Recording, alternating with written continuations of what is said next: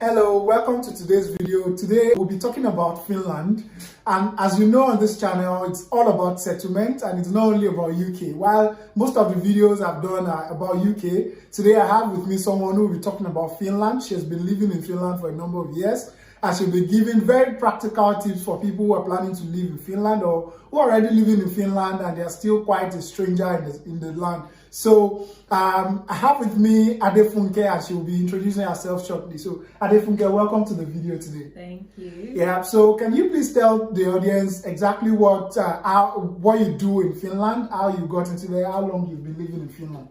Okay, hello everyone. My name is Adefunke and I live in Finland. I have been living in Finland for 6 years. Wow. I moved to Finland in 2015 for my master's degree. Before the coronavirus. And now I'm studying to have my PhD at the University of Turku. So I'm a doctoral candidate at the University of Turku. So basically I have sitting beside me a doctor. So in the UK, a lot of people that I meet are doctors. So it's a privilege to also have a doctor in Finland. All right, welcome once again. So I understand that you have a YouTube channel. So yes, what exactly do you do on YouTube? So I have a YouTube channel. It's actually Adefunke and I tagged it Glow and Grow with Adefunke. So basically it's about a lot of DIY stuffs, food, hair, lifestyle, faith, and in the future I also plan to explore into other things, have people come talk to us about relationships and scriptural stuff, you know, just to glow and grow together in this life that we are in.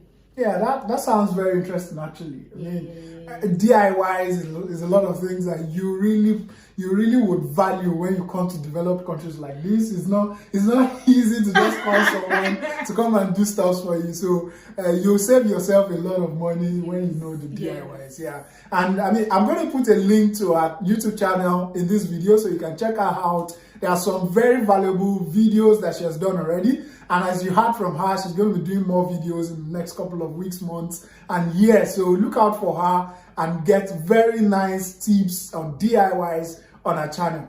Okay, so I'm going to get into some questions in here. So how did you get into Finland about 6 years ago now? How did you get into Finland? Okay. Long story short, I wanted to do my master's degree and I didn't want to do it in Nigeria. By the way, I'm from Nigeria, and I wanted to leave the country, and everywhere else seemed really expensive. So obviously in Nigeria, most people go to the UK or to the US. Yeah. So of course my first point of action was apply to schools in the UK. Yeah. But when the bills came, I was like, it's a whole lot. Do you want to go and rob the bank? So I started thinking, I piled all the schools I got into underneath my bed. At some point, my mother was like, why don't you just respond? You might get a scholarship, you might get this, you might get that. But when you know the financial capacity of yourself and your family, you don't want to overstretch it. And I already had a sibling in the UK already, so it was like, can we really afford this? 2 people, yeah, 2 people simultaneously. Yeah. So eventually, a friend of mine, you know, just contacted me out of the blues. Hi, Adefunke, what are you doing? I'm like, yeah, I'm working, I'm doing everything. And he said, what about your master's dream? Okay, finances. Bring the money. I didn't say I'm not going. Bring the money. Then eventually he's like, education in Finland is free. How about you try it? Oh. And at first I was like, free? Really? Even for internationals. Like, who does that? Really? Interesting. And so I had to look it up and saw everything that was required, and like speed of light, IELTS, all the necessary documents as fast as possible. And then I submitted the application.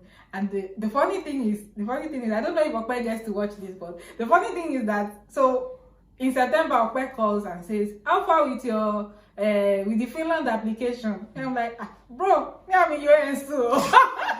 He was shocked, like, you applied and you didn't even say anything. Interesting. Yeah, so as at the time I did my master's, it was actually completely free, even Wow. for internationals. Wow. Whatever you were doing, bachelor's or master's or PhD, it was actually free education. And just to pause there, so it's actually quite interesting that I mean, as a Nigerian international student, you can study in Finland for free. It's many usually would think of getting scholarship, and the scholarship is maybe 1 in 100 or thereabout. But to actually know that you can get that kind of opportunity quite not so difficult, right? Not so difficult, the whole process of application. Oh, well, the application process wasn't difficult. Like, you can't compare the knowledge I have from 6 years ago to now, because things have changed. Yeah. And education in Finland is no longer free for internationals. Oh, So back right. then it was free, but now what you can get is tuition waiver. Not everybody gets it. And depending on the institution, you either get 100%, 75% or 25% tuition waiver. Yeah. But back then it was free, and then I got a scholarship also. So right. that covered for my accommodation and everything else. So it was just like, they're just saying, come, let's use your brain. Okay, and I don't mind. So I packed my things and as long as it's not in Nigeria. Yeah. Okay, so that was actually a long story cut short. Yes. Yeah, but so yeah, thanks for sharing on that, and it's an exciting one. So since you've been there for about 6 years now, are there things that you wished you knew in your first month or first year to make it quite easy for you to navigate through in Finland? So that, I mean, I can imagine some kind of culture shock or lots of shock that you would have faced when you got into Finland. So what were some practical tips that you can give to the audience and say, oh, okay, you're getting into Finland, these and these are things, a few things, of course, you can't tell us everything within this short video. So what are a few things that you can share with us in this video? The good thing about moving to Finland for a master's program is that there's usually an orientation course. And during this orientation course, they kind of tell you how Finns are in general. So I remember the orientation course I took, that when you greet a Finn and they don't respond, don't take it personally. It's not about you. And it's still a thing that I always have to remember till today. Even my colleagues, we always have this random joke. Like, when you've greeted a Finn in the morning, you have to check again, have I greeted them before? Interesting. Don't do it twice. But anyway, for moving to Finland, what I can tell you is, don't let anybody tell you that the language is not important, because it is. It is. It's in as much as they try to be as open as possible, and almost everybody speaks English, please learn Finnish. There are 2 languages, official languages in Finland, Finnish and Swedish, but the Finnish population is far more than the Swedish population. So pick one and learn it. Don't let anyone tell you that it's not necessary. Point number 2, integrate yourself as much as possible with the Finns. It's always interesting to find out that when you come to a new place, a lot of people are always looking for Nigerians, fellow Nigerians. I get it. We are looking for someone whose skin matches yours, who understands your plight and all that. But you have to find a way to also balance it. Make friends with Finns, because truth is, sometimes they know things that even internationals don't know. Just a quick one on the language one. So how easy was it to learn Finnish or Swedish? Hey God. They'll tell you Finnish is one of the hardest languages on the planet. Don't listen to them. It's true, but don't listen to them. Okay. But honestly, because it's a mindset thing, is what I've learned. If you think it is hard, then it will be hard. But if you just put your head to it that I'm going to learn this language, give or take, then you learn it. But many of us, because we speak good English from Nigeria or any other African country and whatnot, we can pass off for speaking English. We tend not to learn the language until you really need it, and then you realize that there's a problem. You have to go and start learning. If you check those who don't really speak English from their home countries, they learn it faster. They don't have 2 heads. They learn it. So there's no hard or or fast rule. There's no easy does it method. You just have to put your mind to it, and then you learn it. That's it. I have people always ask me which is easier, Finnish or Swedish, you know. But in my opinion, put your mind to one. At least, and then you mentioned earlier that there's a particular population that is more. Finnish Finnish. population. Yeah, so I mean, if you can just speak maybe Finnish and learn it, you know, you have a better situation there. Okay, so that thanks for sharing of that. So I understand that Finland is one of the happiest places to live on the planet. So why do they have that title, that feature to say, oh, this is the happiest place? And have you felt that since you're living in Finland for a while? I remember when the thing first came up, it was a joke in the country, the happiest place, and a lot of memes came out. You know, because the Finns always have a very straight face. Yes, like, I can't even be that straight. So there was this meme that said, here are the happiest people on the planet, and then they had all straight faces. So I think like we can say it's the happiest place based on the fact that there is a system that works. Right. And when there's a system that works, then everybody is, would I say, happy? Not too excited, but happy, kind of. Any job is a job in Finland. You know, you can live off a comfortable life doing any job whatsoever, and you will be happy. So it's a system that basically works. That's and it's one that at least you've enjoyed in the past. Yes. Okay, so like you mentioned earlier, a lot of people are actually coming into Finland or UK or a lot of the European countries for study purposes. So for students now who are watching this video, what are the tips that you can give to them based on your experience in the past couple of years? Well, as a student, the first thing you want to think about is student housing. Now, student housing is your best friend. And it is against the law to share a room. It is illegal. If the room is meant for one person, it's meant for one person. If you get caught, you get kicked out. Wow. So student housing is cheap, which is you don't pay electricity bills, you don't pay water bills. Oh, nice. It's all embedded in your fees, which is very reasonable. Because if you're looking for African food, please, if your father is not $10, eat potato. Potato is the cheapest thing you can get. Like you can get almost 1 kg for €1. Oh, nice. And me, I started to, what's the word? Play around my potatoes. You see potato casserole. And by the way, make sure you check our YouTube channel. She has some videos about food.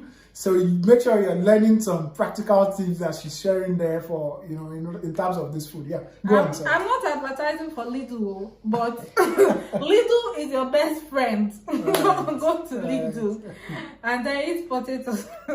If you're looking for African food, it can be quite expensive, at least for someone who's just coming in. So to cut costs as much as possible, these are the things you need to do. If you're a lady, if you can learn how to make your hair yourself before coming, please learn.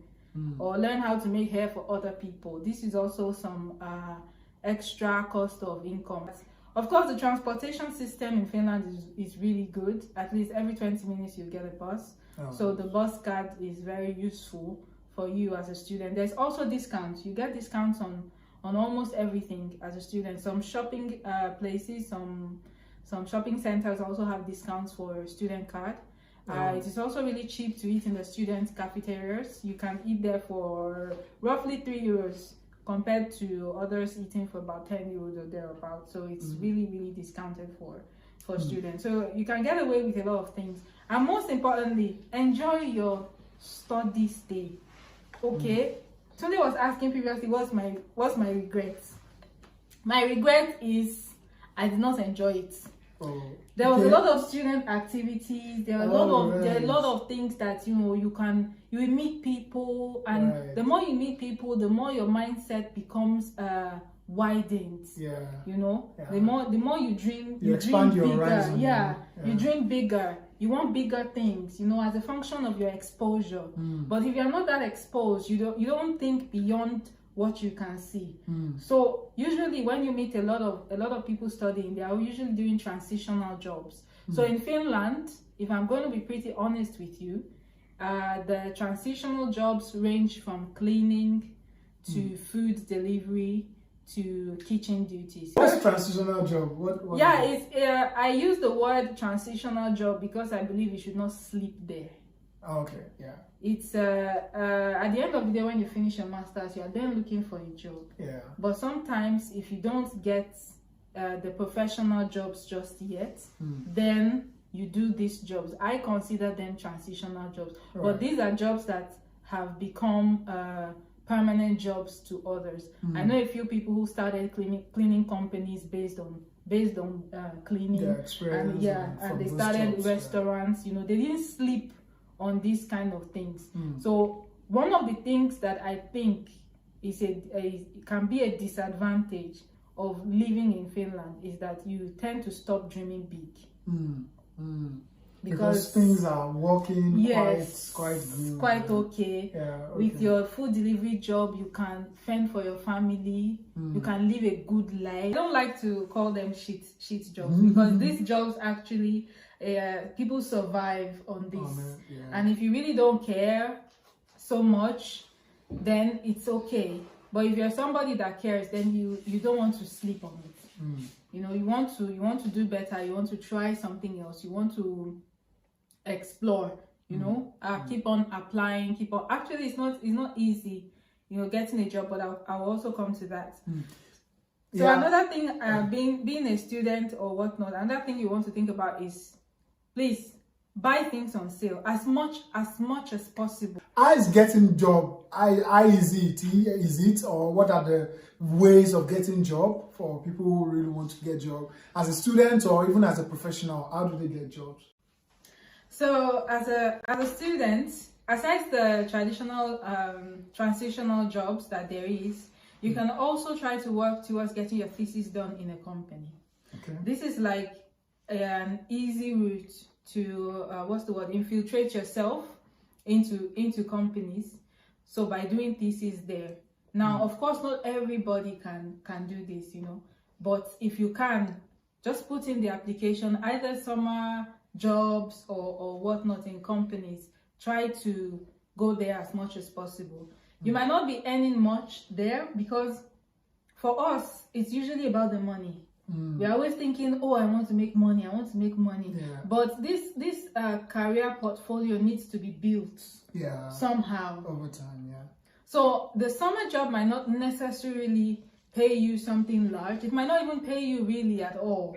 But it's giving you industrial experience that you can put on your CV. True. And say that I have experience with this. Yeah, so with that, you can either go through the summer jobs, go through the thesis thingy in companies. It really helps you when you are done.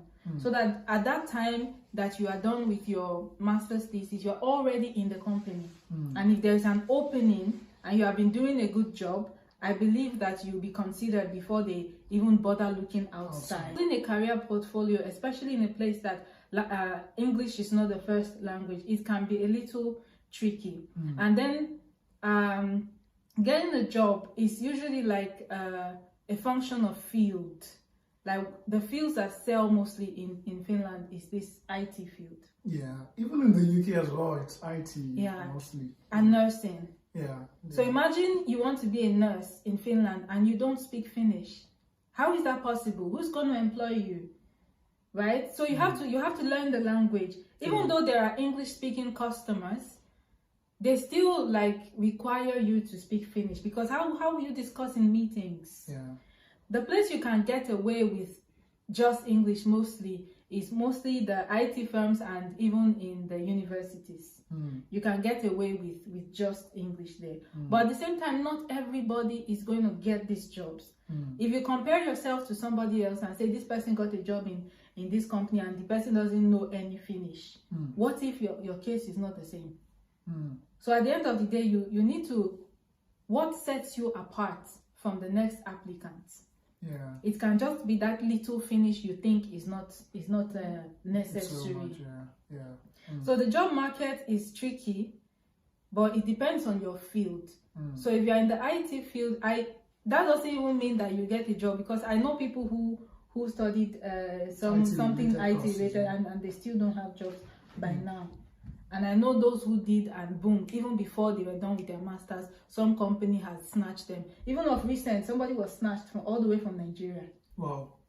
During the pandemic, I don't remember, Ignatius or something like that. Somebody was snatched all the way from Nigeria, from one of these companies in Finland. So the IT field is really selling. If you are into IT, then that's Finland is a really all this techie stuff anyway. Finland is a really good place for that. Then if you are not in those fields, then please learn the language, because even if you go to industry, they try to do this diversity and inclusion kind of thing, but you also need to give them something to work with.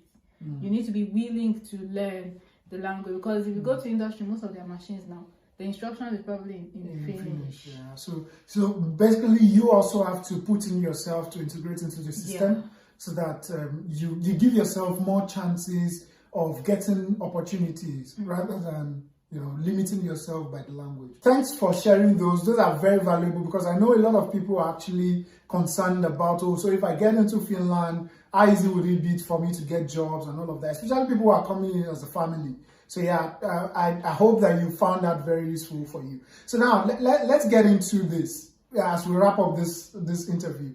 I know you're not an immigration lawyer, but based on your understanding of the system, what are the routes to settlement? Like so if I get into Finland now, how soon is it possible for me to become a citizen or have a permanent residency in Finland? The easiest, fastest, and the way that I think most of us, or most people that I know, got into Finland is through education.